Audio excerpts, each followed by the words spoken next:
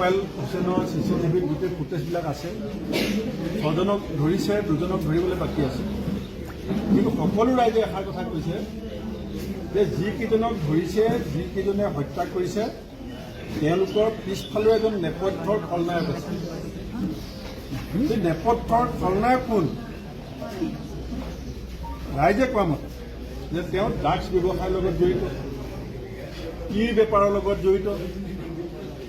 গতিকে এই অঞ্চলটোত যে বৈধ কয়লা ব্যৱসায়, এটা তলে তলে যে এখন ৰেকেট যে গঢ়ি উঠিছে, তাৰ চিকাৰ হৈছে ইছমাইল হুছেইনৰ পৰিয়াল। কেলৈ চিকাৰ হৈছে?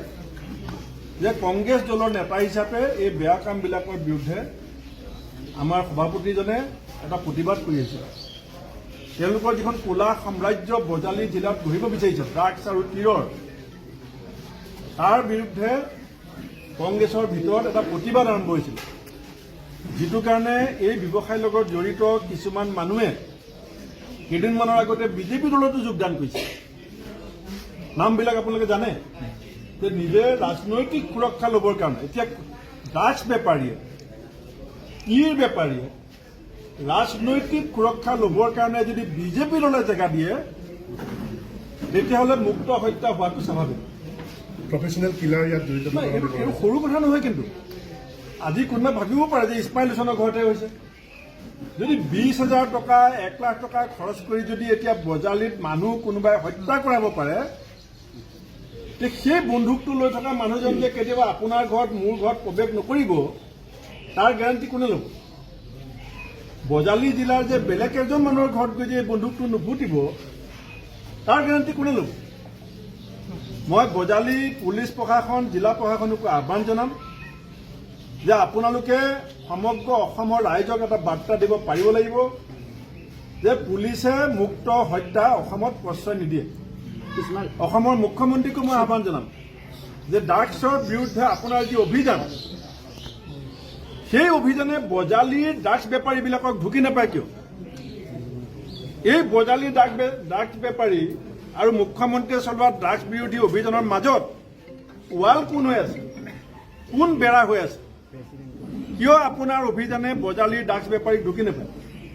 আৰু ড্ৰাগছ বেপাৰীৰ এই ধৰণৰ যিটো কাণ্ড, যে দিন দুপৰত ঘৰত সোমাই এজন যুৱকক মাৰি পেলালে, এজন উদীয়মান ব্যৱসায়ী, মাকৰ গাত 3টা ঘাট মাৰিছে, এই কথা যাতে অসম চৰকাৰে সহজভাৱে নলয়, ইয়াক আমি চকু ৰাখিম।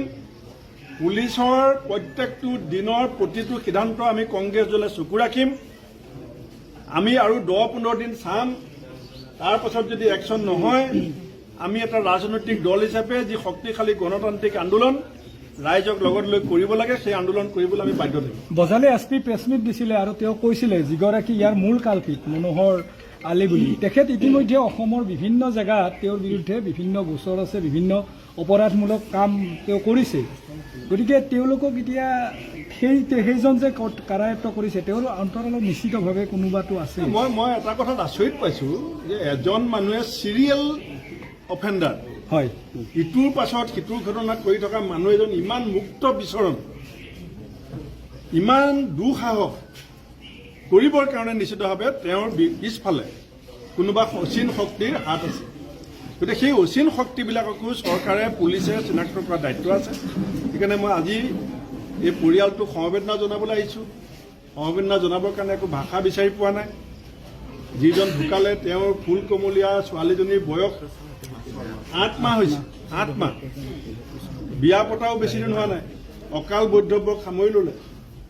মই আশা কৰিম যে আমি আমাৰ সমাজৰ পৰা এই ধৰণৰ নৃশংস হত্যাকাণ্ডত জড়িত হৈ পৰা মানসিকতাৰ মানুহবিলাকক যদি আমি দৃষ্টান্তমূলক শাস্তি তৎকালীনভাৱে যদি দিব নোৱাৰোঁ, সমাজত কিন্তু অপৰাধ বাঢ়িব। সেইকাৰণে আমাৰ সকলোৰে দায়িত্ব আছে যে এই ধৰণৰ দুৰ্বৃত্তবিলাকক ধৰি পুলিচক গতাই দি দৃষ্টান্তমূলক শাস্তি দিবলৈ পুলিচক আমি বাধ্য কৰাব লাগিব।